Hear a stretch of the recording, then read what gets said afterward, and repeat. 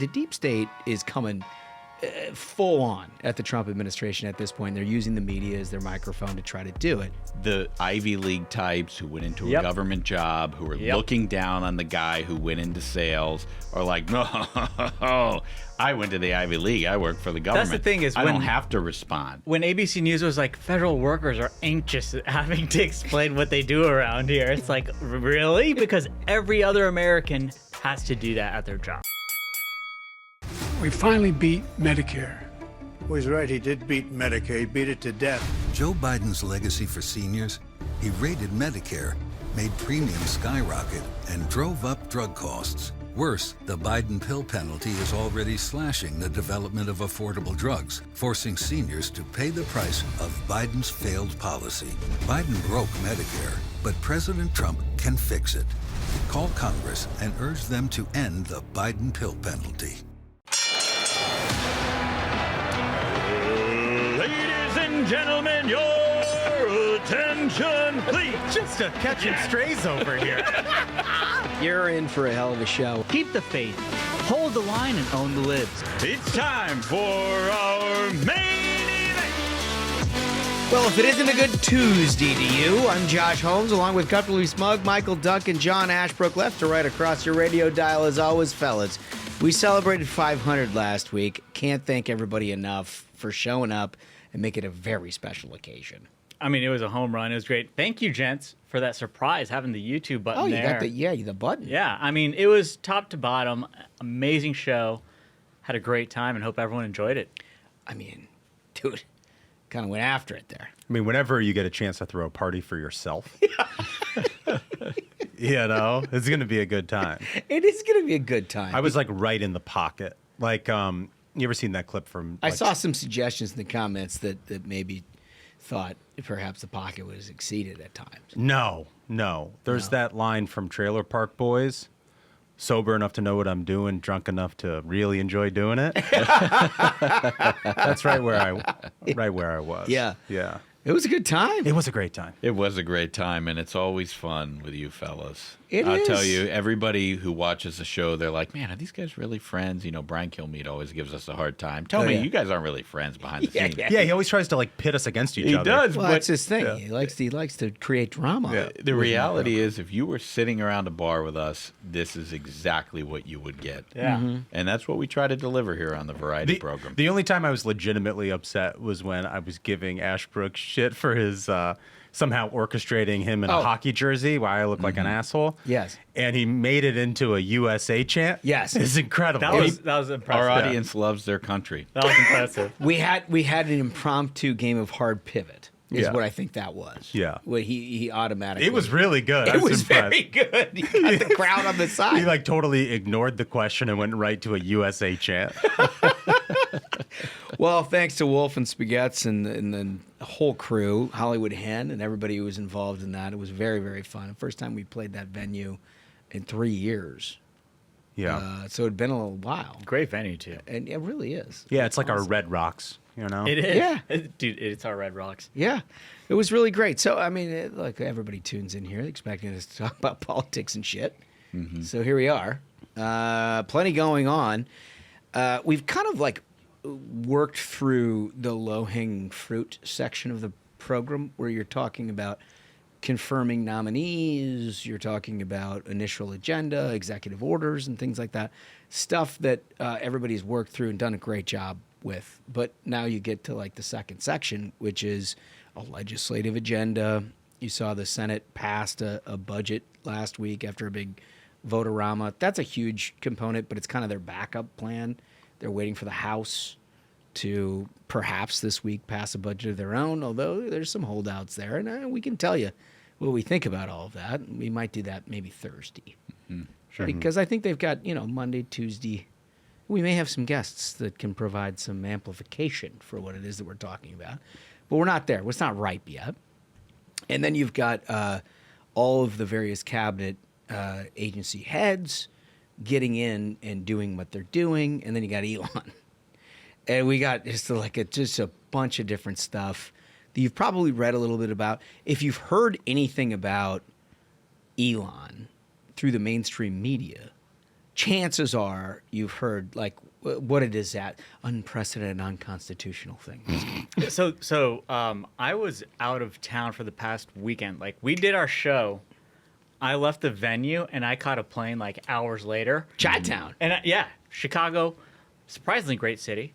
Why? Because it's in the Midwest. I mean, come on. What kind of an elitist asshole come thing on. is I that? think a lot of it is because it's in the Midwest. It's great. There But you go. when I was like, I'm going to check out, I'm going to check out. So I didn't get exposed to any takes of like, as the media has become basically everything is a constitutional crisis and we're all going to die. It's like President Trump walked across the lawn. What does this mean for, at-risk youth? Like, I got to avoid the freak out. And I think this is what life is like for the majority of Americans who've completely given up on it, because we have to follow the mainstream media for what we do here. Mm-hmm. Yeah. If you we read it don't- so you don't have to. It's like life is so much better without all their insanity. Yeah. I wish I had like us translating that to us. Yeah. Where we didn't have to get like the freebase version of what it is that the media is coming up with, because it's some crazy shit. But so over the weekend there were two things that completely unraveled the mainstream media, the deep state, and all of the things. And like the deep state is coming full on at the Trump administration at this point. They're using the media as their microphone to try to do it. And the first thing that I thought was kind of funny, like one that like we'll get into substantively, but the first thing was, can we play clip one, please, Spaghettis? That ultimatum from Elon Musk, it is making federal workers even more anxious and confused. Musk is taking his effort to slash the size of the federal government to a whole new level by posting that federal workers need to explain what they've accomplished in the last week or get fired. This morning, chaos and confusion across the federal government. Elon Musk now downplaying the ultimatum he issued to federal workers: explain what you've done or resign. Musk initially posting on X, all federal employees will shortly receive an email requesting to understand what they got done last week. Failure to respond will be taken as a resignation. Those emails already going out. Sources tell ABC they ask employees to list 5 bullet points of what they've accomplished in the last week. The deadline to respond is tomorrow night. All right. So there's so much here. First of all, you got to love the ABC vignette on this, where they show him at CPAC with the chainsaw. Yeah. Like he's just a maniac. Yeah. Right? They're like, look at this I was crazy like, person. things keep sounding better. Let's keep this going. Okay, where are we going with this? But what he did, I mean, look, there was a lot of controversy last week of all the various agencies that they've dropped into, and they were talking about Social Security. They were doing all this kind of stuff that like everybody was shooting at everything on the left was basically. And that was they survived the week on that. And I thought on better footing than they started it, in that he was making forward progress on valid arguments at why the American people should be very interested in what they're doing. And then Saturday comes and he's like, hey, why don't you send me a 5-bullet plan on what it is that you did over the last week? Which, I mean, for those of us who've worked in a job, like that's not uncommon for a manager to ask, like, what is it that you've done this week? The indignity. Yeah, right. And like it would behoove many agencies within the United States federal government to have such a it's exactly right. Anybody out there who's working in sales does that to their boss every week as a matter of course, and the Ivy League types who went into a government job, who are looking down on the guy who went into sales, are like, no, I went to the Ivy League. I work for the government. That's the thing is I don't have to respond. When ABC News was like, federal workers are anxious having to explain what they do around here. It's like, really? Because every other American has to do that at their job. And here's the email, graphic one, if you wouldn't mind, Spaghettis, for our audio-only listeners. This is just an email that was sent out government-wide, and it's please reply to this email with approximately 5 bullets what you've accomplished last week to you and your manager. Look, it's pretty remedial stuff. But can I say one thing real quick? Yeah. The second line of that I love in that graphic says, Please do not send any classified information. You'd have like a CIA guy be like, here's the terrorist I shot in the head. Well, this is the best part. Like, Elon does what he does with, he's got like the spreadsheets going and he's running way out ahead of everything. And then at some point, he's like, I'm going to send this. And the lawyer's like, just make sure you say no classified information. 100%. Because they sent it to everyone, which is quickly what became the problem. In that you had like Tulsi Gabbard, who was just confirmed at DNI, Marco at State, Cash Patel at FBI, who were like, you don't want email from everybody on this stuff. To go further, you need to be ready for what's down the road. As energy demand continues to rise, we're harnessing breakthrough innovations to increase production in the Gulf of America. Our latest deepwater development, Anchor, produces previously inaccessible oil and natural gas, allowing us to deliver the energy we all need today so everyone can follow their own road. That's energy in progress. I ran into a buddy of mine on Saturday night when this email went out, and I won't say the name or the agency or anything about him. But he was like, I just got this. And he's like, actually, I already wrote up my 5 bullets and I was ready to send them. And then my boss was like, no, don't send that yet. Don't send it. We're working through the system. There's some consternation. Yeah, so there was some confusion in different departments because people were like, okay, of course, Trump is in charge. I gotta reply to him. They're asking for this. Well, but you also have like Cash, who just got confirmed to the FBI, who was very wide open about his fundamental change of the FBI. They didn't even let his staff in the doors last Friday. Right. That might be news here on the Variety program, by the way. Wow. I don't know if you all know that. I didn't know that. No, they did not let, and it may be an issue internally with PPO or whatever, but his staff, after he was confirmed on Thursday, was not allowed to go into the FBI on Friday. So like Monday was the first day of work. But like if you're like in charge of this, he's in charge. He's just got confirmed by the United States Senate.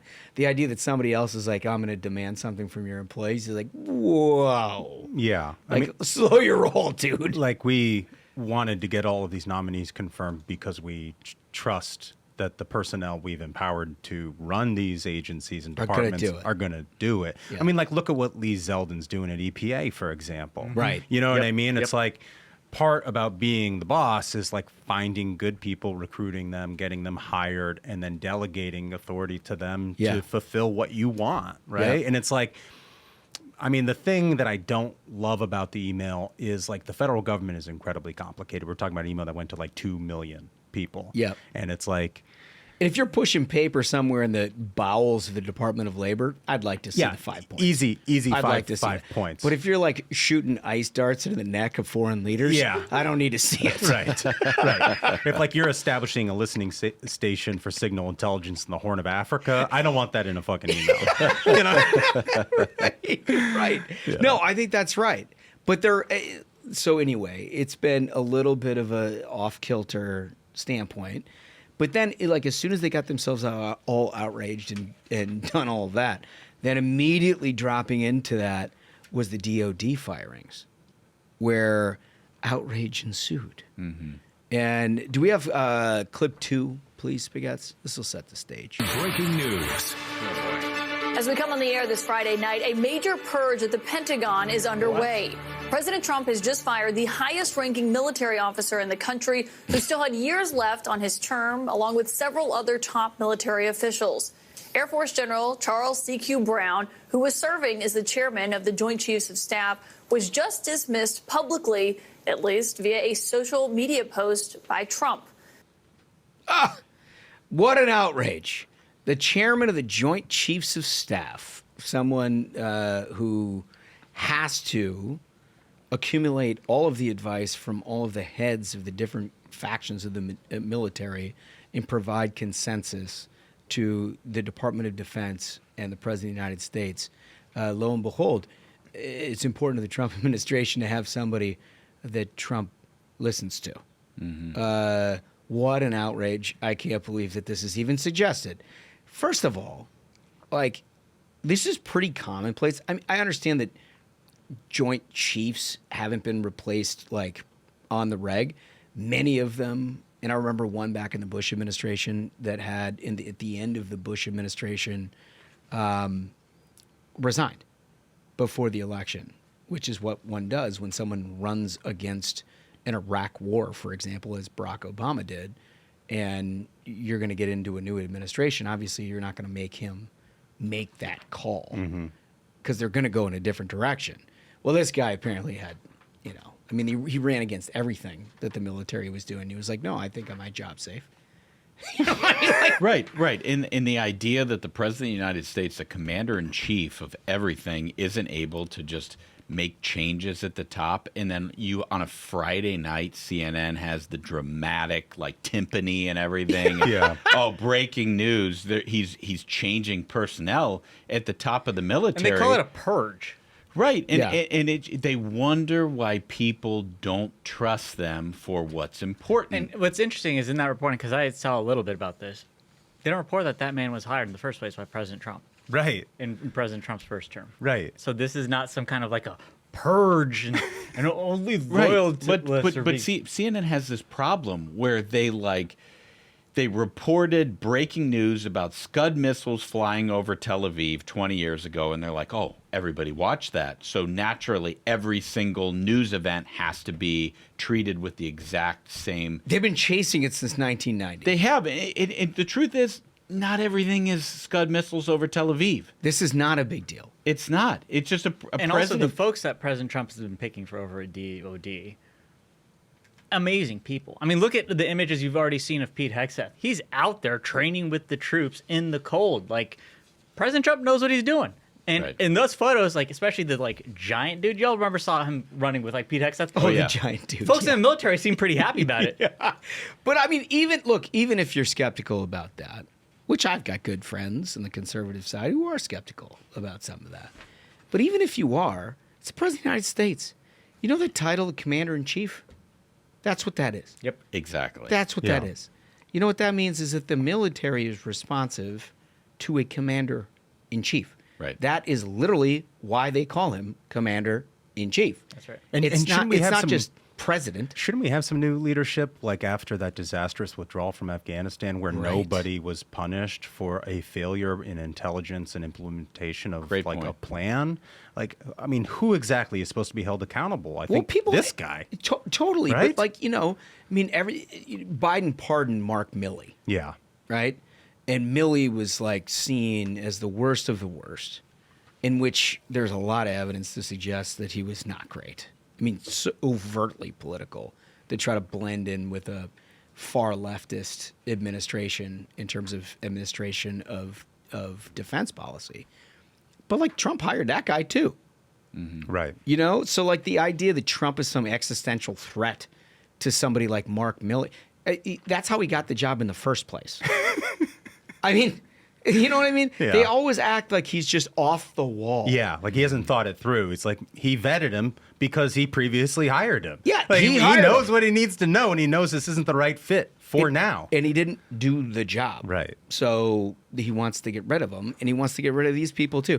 And they're talking about the head of the Navy and the Air Force. And again, when you get that job, it's at the pleasure of the president. Right. You were saying this earlier, Holmes. Like, under what circumstances would you think that Trump is going to keep Biden's people? Yeah. After what you've seen over the last 4 Well, no, years. CNN treats these positions like it's some sort of tenured professor emeritus. Which you know? in and of itself is an outrage. Right. But you're right. I mean, this is an untouchable class of stuff. Right. And the thing I like the most about what Elon and DOGE are doing and what Trump's doing with these head positions is he's just rejecting the premise. Like, no, it's not some like tenured thing. And it's not that we want to make him partisan or responsive directly, but they're going to have to do something better than what they've done. And if you can't, then we're going to find somebody else who can. And that's what's happening here. And the media is acting like this is just insanity, complete insanity. Mm-hmm. I mean, who knows? The one thing I want to touch on before we go to a break, you mentioned EPA, Lee Zeldin. There was a story that came out in the Free Beacon last week that was amongst the most wild things I've ever seen in my entire life, where the EPA, in a rush to try to get money out the door from the Inflation Reduction Act, which was a Green New Deal light, spent $2 billion on an organization that had been stood up 3 weeks before they got a grant. It was run by Stacey Abrams, this failed, 3-time candidate, 2-time candidate for governor, ran against Brian Kemp, to try to administer grants that would go replace gas stoves in low-income housing. Not a single one of them ever had any experience in stoves or environment. I mean, think about $2 billion with a B. That scandal of this is just straight up. The Biden administration was running the U.S. government using your tax money as just a slush fund to shovel money to friends and these left-wing causes of a group that's created 2 weeks before they get $2 billion.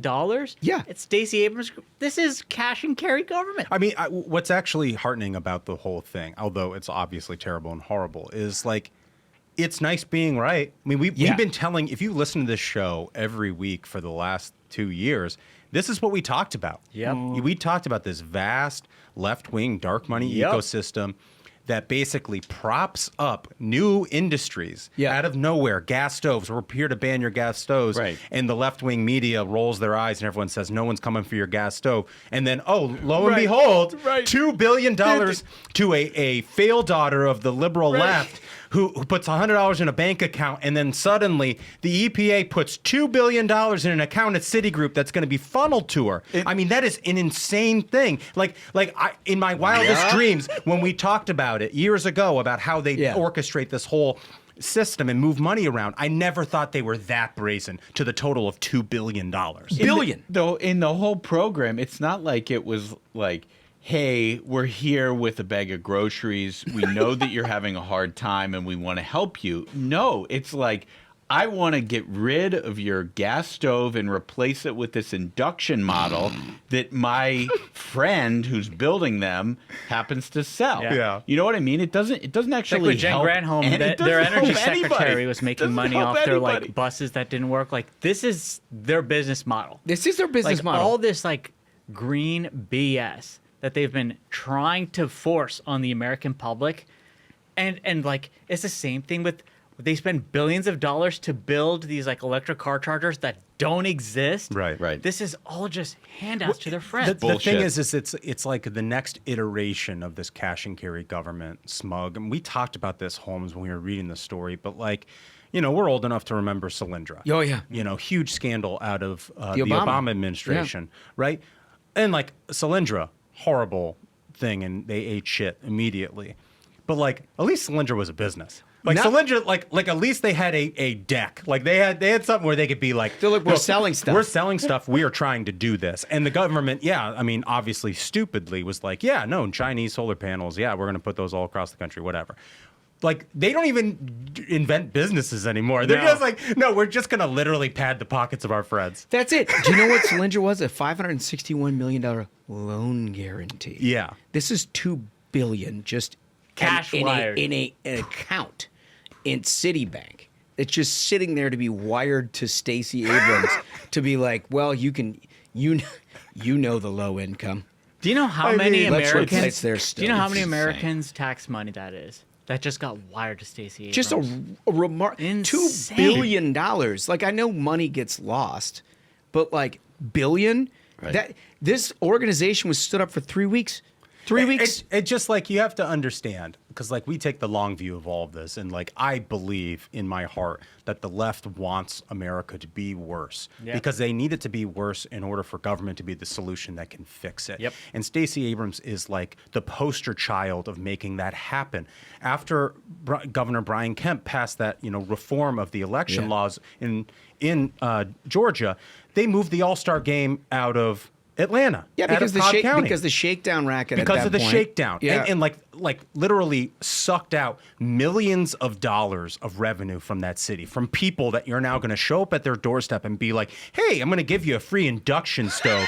Sorry, you don't have a job and your housing sucks. And we took out all this tax revenue from the city because this woman who lost 2 elections lied to all of us. But here's an induction stove. Yeah, right. Like, and that's the insanity And by the of way, their movement. I get the money, so I'm going to pick the contractors, and I can't imagine that ever comes I back hope to they me. steal that stove from you, Stacey Abrams. I hope they take it from you and they sell it off the street. It's just remarkable. But all of this is creating this unhinged bureaucracy that is fighting back on literally everything at this point. Trump and DOGE talk about, they want to cut. We're going to show you the most insane reactions to all of it right after this. American investment, more jobs, higher wages. It was President Trump's promise when he championed the Tax Cuts and Jobs Act, and American businesses delivered. Investing in U.S. manufacturing and equipment, increasing wages for American workers, and creating over 500,000 new jobs.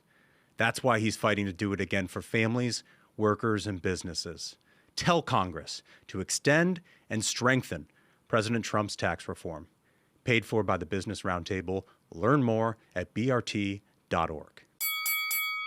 All right, so look, there's reactions across the board, and I saw a New York Times profile. What's a douchebag from Connecticut? Chris Murphy. Yeah. Big New York. They're like, profile. we're going to profile this very important member of the Democratic So Party. easy to be a Democrat. And it is just like a very mediocre white guy. Probably the most wonder of wonder bread I've ever seen in my entire life, but occasionally shows up and says something incendiary. So people are like, yes. Yeah. It's like the next Adam Schiff. Right. Basically, is what he is. So New York Times spread, for sure. If you can beat that, Tina Smith, the senator from Minnesota, she just announced she wasn't running for re-election. This is I'm not kidding you, it's impossible to beat Mazie Hirono. She's in a category by herself. But if you take her out of the equation, this might be the second most unimpressive member in the history of the United States Senate. She knows absolutely nothing. And she's as articulate, I don't want to get into it, but she's absolutely horrible. Can't say what she thinks. It's awful. She tweets this. The ultimate dick boss move from Musk, except he isn't even the boss. He's just a dick. Oh, so 'cause this is in response to Elon, right? And this is a thing that we've seen now show up in 3 consecutive weeks of Democrats calling him a dick. As if that's new and innovative, edgy and fun. Mm-hmm. It's oh, look I'm being cool. It's like how they tried saying that JD's weird. Yeah. You know what I mean? They try to come up with something hey, that's brilliant. That's good messaging. Let's all just do this. And it's for what? It does nothing. I saw polling this morning that 78% of Americans support DOGE.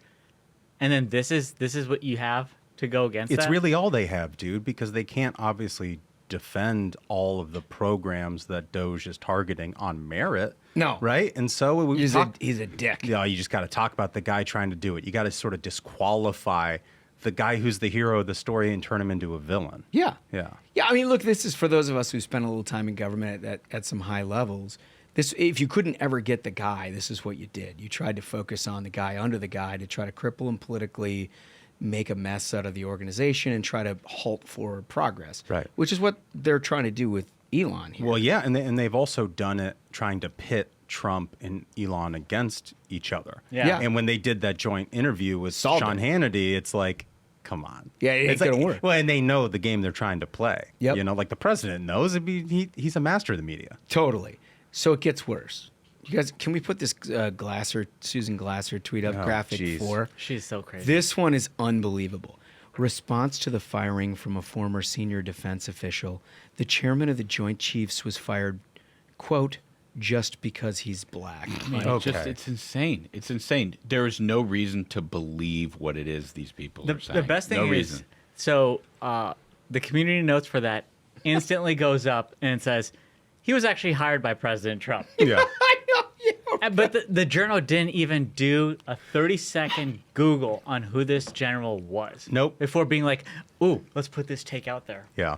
No, and they'll be like, oh, We're just reporting what the people are saying. Yeah. That's news. Well, it's just one of those things that's too good to check. It just happens to fit the narrative that I'd like to wedge into the public discourse. Yep. Which is exactly what that is. Remember this guy, Vindman? Yeah. So is it this cat or is it his brother that was responsible for the first impeachment of Donald J. Trump? I forget which Vindman it was. One just got elected to the House. Yeah. And the then other his one, brother's the one that went after President Trump. Yeah, so recall he was the one who was the whistleblower who decided that the perfect phone call was an imperfect phone call. And that hard scrabble, normal person. It's unbelievable that we went through impeachment hearings about that whole thing. By the way, I mean, you got a president of the United States who is actually trying to extract something for a corruption inquiry, and somebody blew the whistle, and next thing you know, it was like a full impeachment inquiry. Anyway, graphic 5. The senior military officer will put our troops in danger. Trump put a part-time airman in charge of the military, jumping a slew of 3- and 4-star with 30 to 40 years of military experience. Our enemy couldn't be happier. Oh, my God. Like, dude, let's go back and check the tape on the Joint Chiefs. What is it you think when you type that up?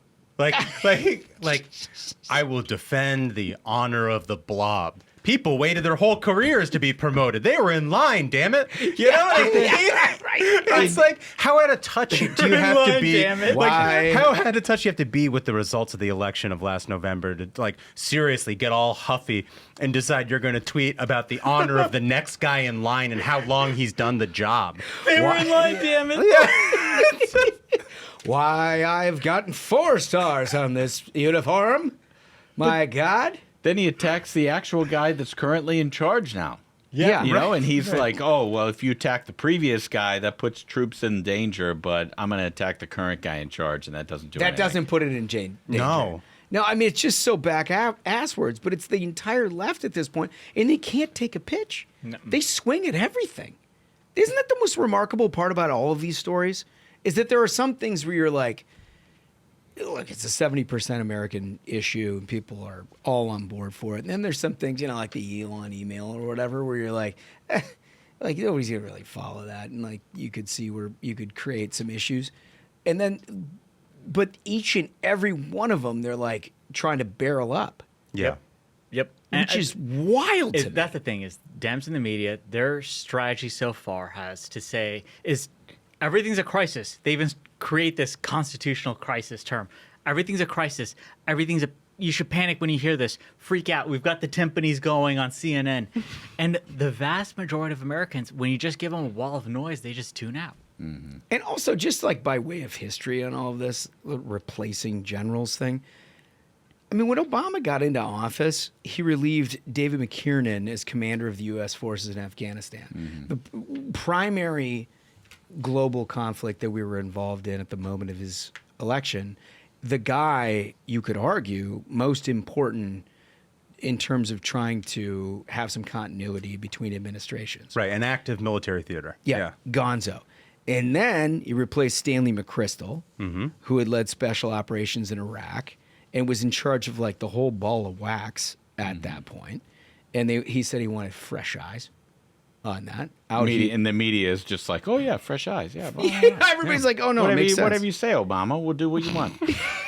He fired James Mattis as head of U.S. Central Command. Another capital idea. James Mattis didn't deserve to be there anyway. Obama, what do you want? Obama, we'll do what you want. Yeah. But, like, you didn't hear about any of this stuff. And Never. It was by far more consequential of a decision than what the decision-making tree would be to fire any of the people that we're talking about under Trump at this point. Mm-hmm. It's just... They're so dishonest. It's just so And they bad. wonder why nobody watches anymore. Mm-hmm. Yeah.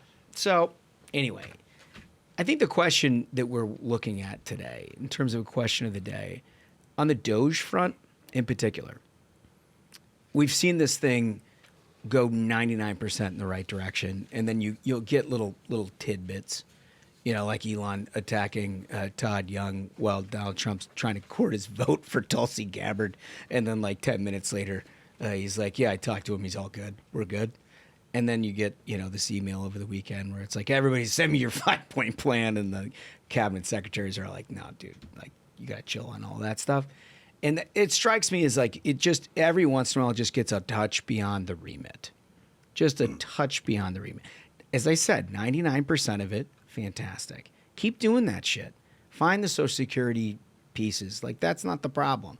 Find all of the USAID was such a great thing to start with. Totally. All of those things, like, just keep on going. We got to get into the Pentagon, by the way. I want to know, like, the 17 different accounting outfits that have not figured out paying $1 trillion for a toilet seat doesn't make sense. Like, I want all of that. Like, keep going on all of it. But stay focused on that and not so much on, like, here's a new policy that, I'm going to do with a 5-point plan to all federal employees. So our question for you, what would you do? What would you focus on? If you were giving Elon, if you were his chief of staff, and you were saying, what should DOGE do next? You know what they've done up to this point, and you know all the low-hanging fruit that we've talked about for a long time within inefficiencies in the federal government. What would be your advice? Where should you go? Good question. And like, look, I think there's a lot.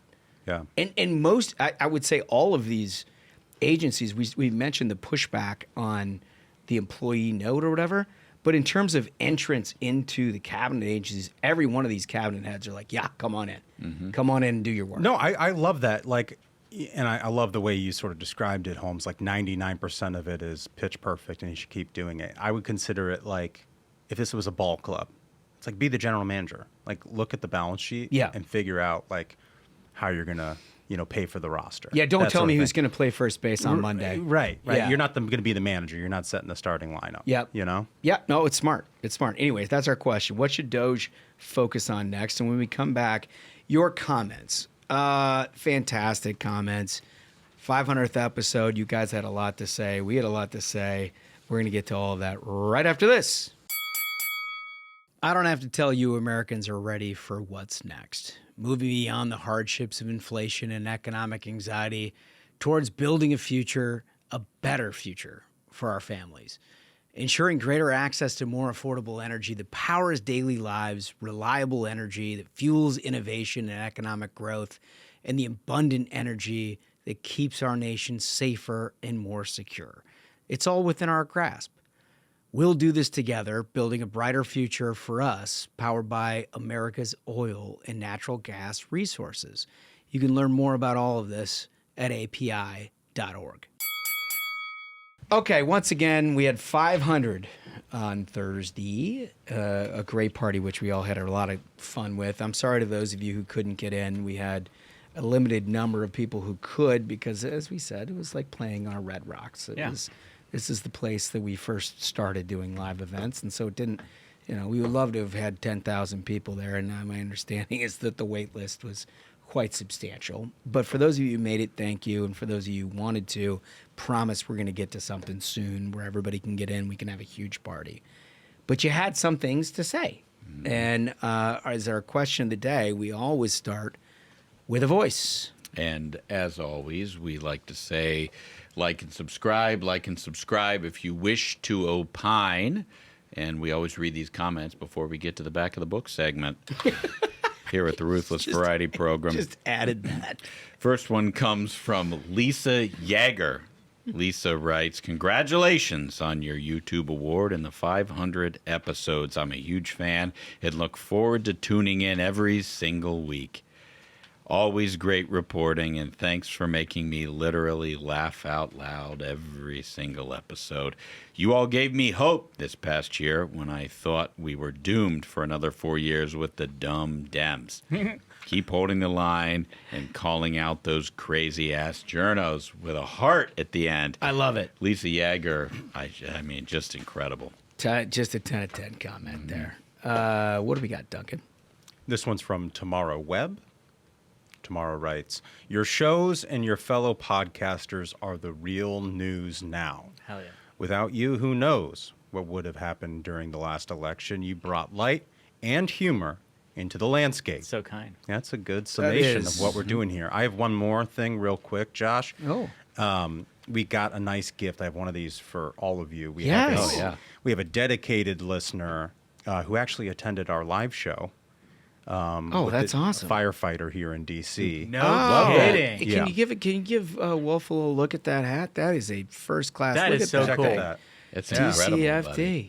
And I'm not going to out him here, but he also provided us a very nice bottle of Whistle Pig, which we are enjoying currently. Oh my What a gosh, great that's guy. fantastic. Just legend. Yeah, great you guy. gotta love these people. You Well, gotta I mean, love that's it. the great thing about the show, right? You got, some of the most powerful people in the world who listen to this thing, people all across the country, firefighters, people working the Yep. oil fields. Yep. We are just across the entire country in so many different facets. And Yeah, like, it just this is turns out most cool. people like to be normal. Right. They like to have a normal take. Yeah. Like to read the news and be like, hey, this seems fucked up. Yeah. Or, hey, this is funny. Right. And then laugh about it. Rather than getting it through an MSNBC lens. What do we got, Smug? This comment 3 comes from Linda Franco. Linda writes, "Congratulations! Been watching this show since almost the beginning. Don't even know how I found it. But found MK through you. Oh, that's awesome. Love to start my Tuesdays and Thursdays laughing at the Dems. Love the animal stories. Love the games. Love the camaraderie and feeling like part of the sane segment of society. Thanks for all you do. Maybe take it a little easier on us Italians." Oh, Franco. Franco's got something to Look, say it's about true. that. We had a lot of Italian. I'm actually surprised that you got in and out of Chicago without taking a beating. I'll give Yeah, them credit, man. The considering a lot food of is Italians incredible. up there. Italians can cook. Can't say anything against that. For What do you sure. think of the pizza? You Deep dish? Chicago style So that's guy? the thing is, like, I wasn't offended by it. Like, I love New York style pizza, sure. I just busted out fork and knife and went to town. Here's It what was I good. love about Chicago style pizza. America's pushing the envelope. We're trying different things. We got Chicago style. Yeah. We got, New Haven is a great place for Yeah. pizza. Oh, yeah. New It's not York. tomato pie. Detroit. Like, when did Italy, start innovating? I feel like That's they a do good one point. thing. They do one thing with some globs of mozzarella and some like leaves of basil on it. America is constantly innovating. Yeah. That's We have why different stuff. we have the best pizza in the world. Right. Yeah. They build one Sistine Chapel, and they're like, okay, we're done. Oh, we're done But forever. here we have them on every street corner in this country. That's exactly right. I love it. And the Greeks probably provide a little insulation for you on that. Yeah, I just gotta say, like, great town. The food is amazing. Amazing food. I was eating like a pig. Well, it's been a long time coming, fellas, but one of the worst liberals on all of television has been fired. Ooh, Yes. love to hear it. We're going to get to all of that right after this. As President Trump begins his new administration, one of the top Democrats in Congress aiming to undermine the Trump agenda is Chicago's Senator Dick Durbin. And now Senator Durbin has a new scheme, a government takeover of your credit card. Today, Americans have thousands of choices in credit cards, all with equal strong security. But Senator Durbin's plan will result in less competition and less security. And that means more risk for your credit and your identity. Tell Republican senators stop Dick Durbin's government takeover of your credit card before it's too late. Learn more at www.guardyourcard.com. So I have, again, every time one of these things happen, I have mixed emotions about it, fellas, because I look at, we're now in the window of Hack Madness, which is the tournament. For those of you who are new to this game, we pick 64 of the worst journalists in all of America, and we set up a March Madness bracket style competition, which you, the listener, vote on and advance them through their brackets. We've done this, 5 years? Yeah. And it has been just an extraordinary success, something I think we all take great pride in. It's incredible. But there's always these strong contenders. And time after time, they just don't have what it takes to last. It shows how difficult it is to stay on top. Yeah, and I'm going to make an argument here that just like a player who starts the season with their team and gets injured is still a part of that team during March Madness in basketball. Oh, interesting. I think because Joy Reid started this So season there it is. on TV, she is still a part of So that's Hack the Madness. news. That's the news that is broken. Joy Reid of MSNBC's show is canceled in a major shakeup of MSNBC. I dare to say it's probably going to take more than the firing of Joy Reid, but what an interesting situation. I mean, this is a lady who, remember, she had that blog. You, Smug, you followed this. Yeah, thing. so this is great. So in 2018, Joy Reid's blog was found, and it discussed how she was like, trans people are terrible. She doesn't care for the gay people either. And you can't, if you have a show on MSNBC, that's stuff that you can't say. So she tried to explain it as a time traveler hacked her, right? She tried that. And then for over a month, she stuck to the story. She was like, a time traveler hacked it. And then she changed her story to, well, I don't remember writing any of this. And then for another month, she tries pushing that. And finally, she had to issue an apology of being like, I don't recall who that person is. But MSNBC at this time was like, okay, cool. Yeah. Like she They're kept the same time slot. Sometimes you have a time traveler hack you. She was like, They have their own rules. It's just proof that they have their own rules. they have their own rules. And it's also the rule of liberal media, which is you can be as offensive and incorrect on a daily basis as you can possibly be. But when nobody is watching, well, there is the crime. Also, I saw she was getting paid $3 million a year. Oh, Wow, really? my God. $3 million a year to lose half her audience after Election Day. So I have a couple of thoughts on this. Are you ready for this? Do you want to do that before or after she gives her benediction? It's going to be so much better after. Let's go to it. Let's go to it. Clip 3. We do have a fascist groundswell in parts of this country, mainly among white men, let's be clear. He called himself Big, B-A-L-L-S. The racist tomahawk chop, the gesture and chant, promoting stereotypes, caricatures, and frankly, hatred of Native American people. Similarities to what happened in Germany and what's happening now in America are just undeniable. Oh, my God. History may not repeat verbatim, but it sure does rhyme. Twitter now is useless to me. Trump has two daddies, Putin and Elon Musk. A far-right dictatorial regime like Hitler's Germany or Franco's Spain or Mussolini's Italy. Vice President Kamala Devi Harris. She's about to make history. Oh, my God. Yeah. What a... Well, that's a greatest hits album. So at the end of the clip, and we didn't get to it though, is I think her finest work. Oh. And that is on election night, as Kamala Harris eats shit, and like is not doing better than Biden did in 2020 in any county. And everything, and like everyone there is just like long faced, and she's like, Kamala Harris ran the perfect campaign. And then proceeds to provide all of these proof points that back that up. She had all the Swifties. She had all the support.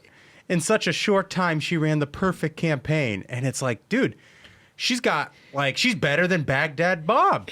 It's absolutely incredible. And, you know, so there's that. Also, and at the top, Holmes, you mentioned, like, you feel conflicted in this because, like, we're going to miss out on so much great content if she's not there. I don't think she qualifies for Hack Madness. Oh, it's interesting. And I know Ashbrook is saying she qualifies. I kind of more consider it like Kajana Carter going down in preseason. Oh my God, with an blast. ACL tear. Like he didn't play the rest of the games. He doesn't qualify. You know? You can't be Rookie of the Year if you didn't start a requisite number of games. That's exactly right. And like, look, he was drafted correctly. He's a great college player. Well, it's a Penn State. Yeah. But for those of us who know, what he's done here is denigrate our friend Cincinnati heritage at the same time buffering his Penn State allegiance. Well, I'm just telling you that team that won that Rose Bowl and went undefeated should have been national champions. I knew it was coming. And it's offensive that they weren't. But Kajana Carter didn't play the rest of the season, and Joy Reid's not going to play the rest of the season. We can't see her in Hack Madness. What do you think, Smug? You think she should be in Hack Madness? I think it comes down to the tweets. Because here's the thing: is they can take the show, but she's also been dropping these takes on Twitter. But she's not employed. She's not currently going to be employed. That becomes a wrinkle in it. Yeah, because like Keith Olbermann could have been a #1 seed every single year based on the tweets when he was unemployed. Yeah, you know. But he did make it into the tournament, which you know, look, ultimately this is about you, the listener. That's what I because think. you end up telling us. This is a good time. We're now 2 weeks out from having to field what is the greatest hack. And for all our new listeners, of which there are many, I would say, to borrow a phrase from Donald Trump, it is a seeded bracket, just like March Madness, and it's all those liberal hacks. So, like, if you're watching this, you're like, what the fuck are these guys talking about? Yeah. I don't blame you. I'm sorry. But, like, in these coming weeks, you're going to learn so much more about it. Stay tuned on all that. But if you look, if you look at the past champions, you're talking about Jennifer Rubin, you're talking about the Potato. First ballot Brian Hall of Famers Stelter, of liberal hacks. Right? Taylor Lorenz is involved. Like, none of these people have a job. Yeah. They all just invented new. I guess, does the Potato, is he still working They at brought CNN? him back to CNN. He's still there? They brought him right back. Jeez, They fired him and they brought him back. You didn't get the second X yet? He's like Lazarus. But if you're picking 64 libs plus some play-in libs, I just think that someone who's been on MSNBC spouting bullshit for years and She's years going to and have years, to stay active, John. She's going to have to stay active. And so, she's going to have to stay active. To me, the most interesting part of this story is the thesis of we've been saying for a while now of how Americans will get their information from reliable sources wherever they are. They're not going to just tune into a cable news place like MSNBC. Like the fact that Joy Reid lost half her audience after Election Day.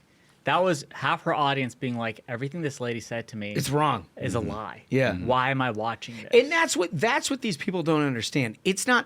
So if you talk to an awful lot of executives off the left, what they'll tell you is, look, there's a depression that happens with core audiences after a painful defeat, and it's going to take us a while to recover those people.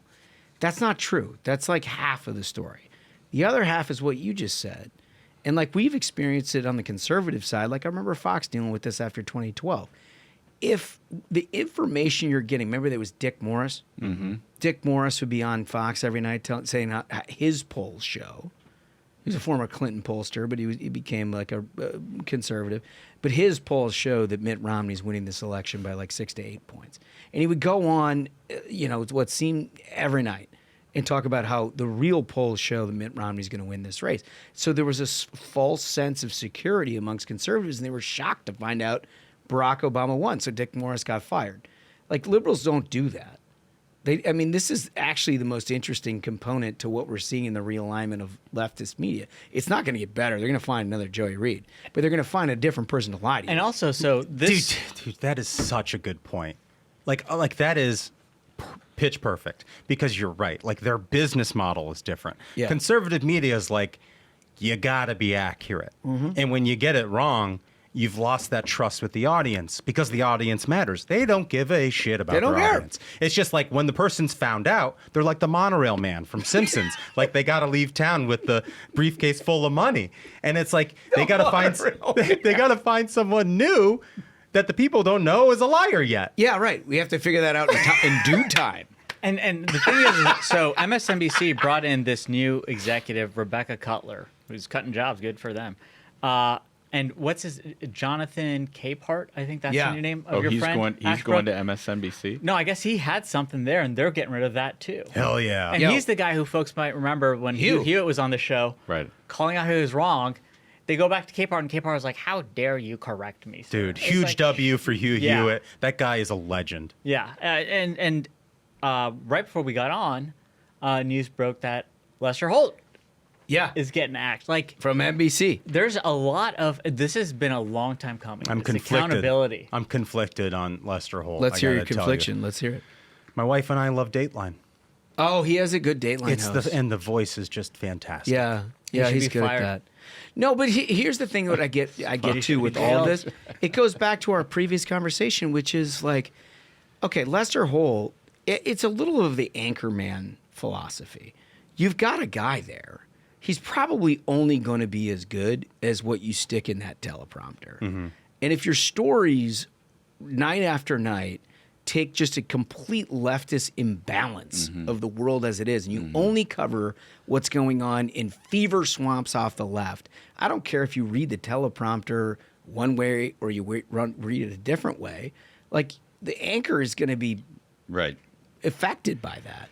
And that's how I see Lester Holt. I don't see him as like a particularly biased individual. Remember, he was the guy that gave the interview to Kamala Harris, where we asked her about the border, and she was like, "Yeah, I've never been to the border, but I've never been to Russia either." Yeah.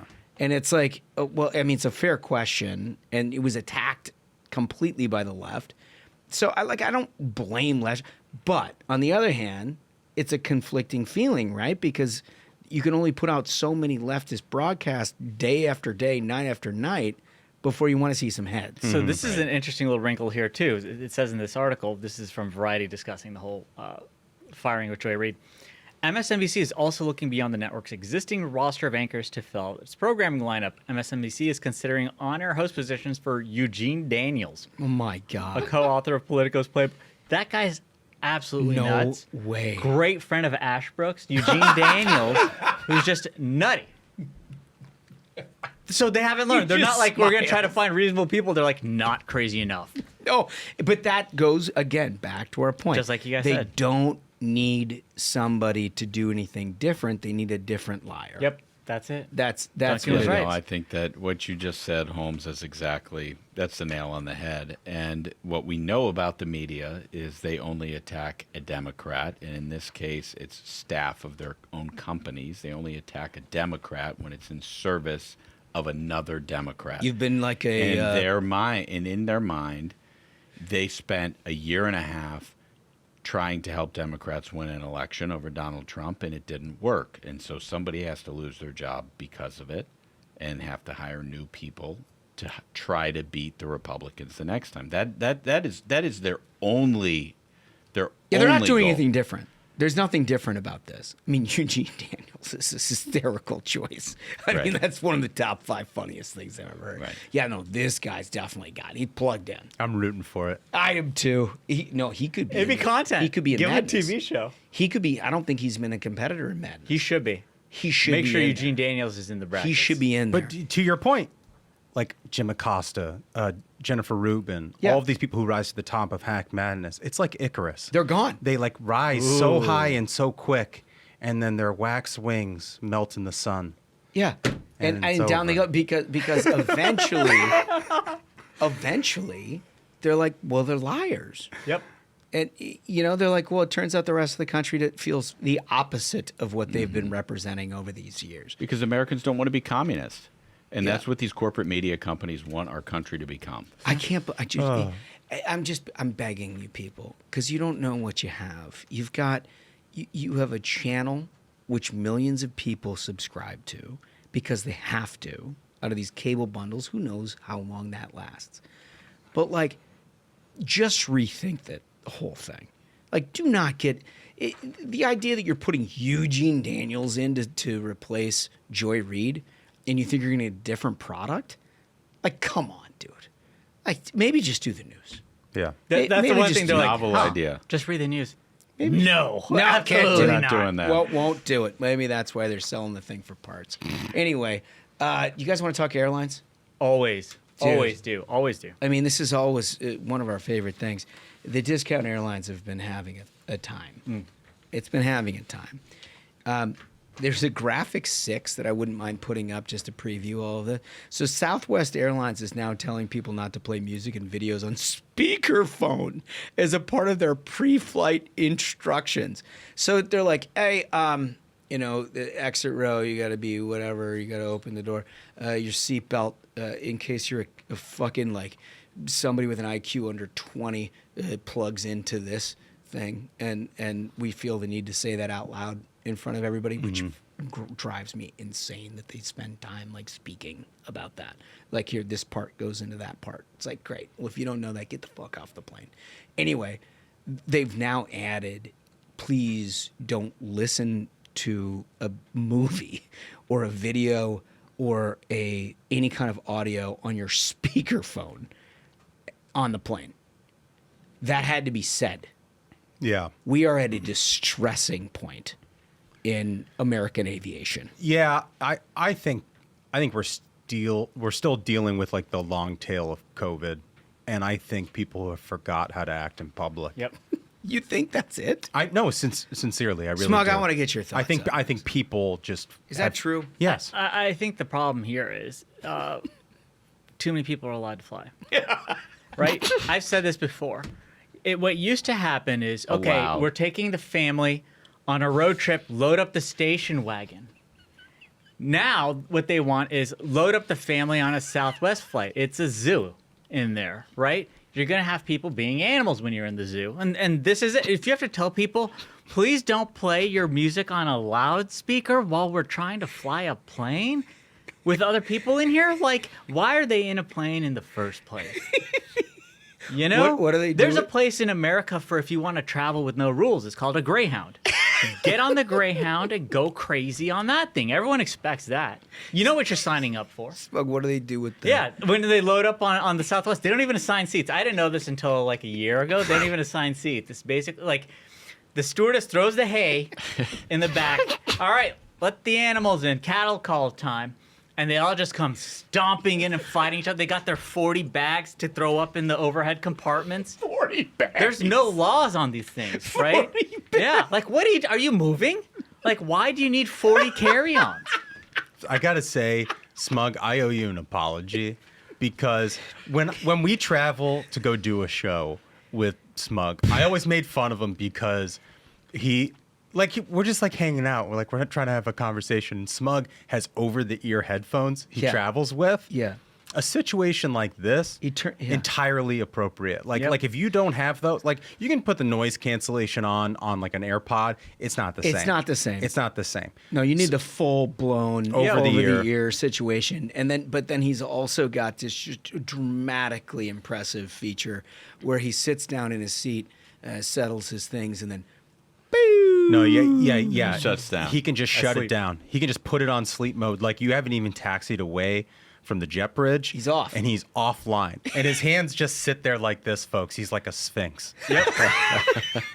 And I'm telling you, all credit to my parents. They're like, if you're a child traveling, I don't want to hear a single peep. You don't make a sound. You can either have a book or you can go to sleep. And I chose the latter. So, like, you got enough problems on the planes and whatnot. But it's not confined to the planes. And I think to your point, you're walking through an airport. You can get a disturbance in there, too. Can we play clip 4? Okay, what you're watching is a massive fight breaking out at a Spirit Airlines counter in the Atlanta Hartsfield Airport. There are people on chairs throwing punches. This is like Royal Rumble over here. Why are they fighting? I mean... Because low-cost airlines are a PvP zone. That's what it is. Anything goes.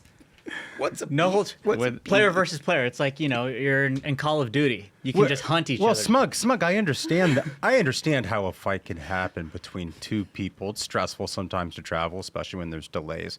But what struck me about that video, how are there that many people that have a vested I'm getting interest in the outcome of this fight? I'm getting involved. I mean, there's like 50 people there. Yeah, they're all throwing too. Every one of them is like, I could go to jail for this, and it's worth it. Could I get graphic 7 from that video? An even better journey begins here soon. All they needed was the steel chair, and it was legit Royal Rumble. The graphic really makes it. It's so... Is it too much? We've posited this question before, but like there's got to be somewhere in the middle between like taking a $50,000 private flight, of which no one can afford, and the $350 to like $800 ticket where you got to go through the airport with like brawls and speakerphones. Mm-hmm. Yeah. Like, is there no one in this country that can create an airline where we just have a lounge seating and you could have a cigarette like a gentleman? Too many people are allowed to fly. That's it. It's the bottom line. Like now the product on airlines, even first class, is so deplorable. It's horrible what you get for first class. But what you're actually paying for is so you're not in the back with the Royal Rumble. You're just trying to fall asleep on your plane, not catch a steel chair to the head. Like that's what you pay for, is so you're not in the back with the fight. They put the curtains out and then the animals go at it. That's it. Well, how do they do? How do they do the hay again? Yeah, they just throw the hay out there and then the animals go in. Like you're feeding the ducks at the pond. It's so good. It's so good. Anyway, that's our airline segment. Remember our question of the day: what should DOGE do? If you're the chief of staff over there, what would you instruct Elon to focus upon? Because I feel like your answers, we got a listeners over at DOGE. We have listeners in the White House. Perhaps you make a real difference, or perhaps you're just very funny. And either way, you're probably going to make the program as long as you like and subscribe. That's right. To the YouTube channel, of which thank you for the many, many people over the last few weeks who have liked and subscribed. We're having a blast here, if you can't tell. And we're going to keep it going. We've got a very big week this week. We got some big guests you're not going to want to miss. With that, fellas, I think we've done it. I think so. Absolute banger of an episode, gentlemen. Again, thank you so much to our listeners and YouTube viewers. Thank you so much. Like and subscribe if you wish to opine. So until next time, Minion, keep the faith, hold the line, and own the libs. We'll see you on Thursday. Stay ruthless.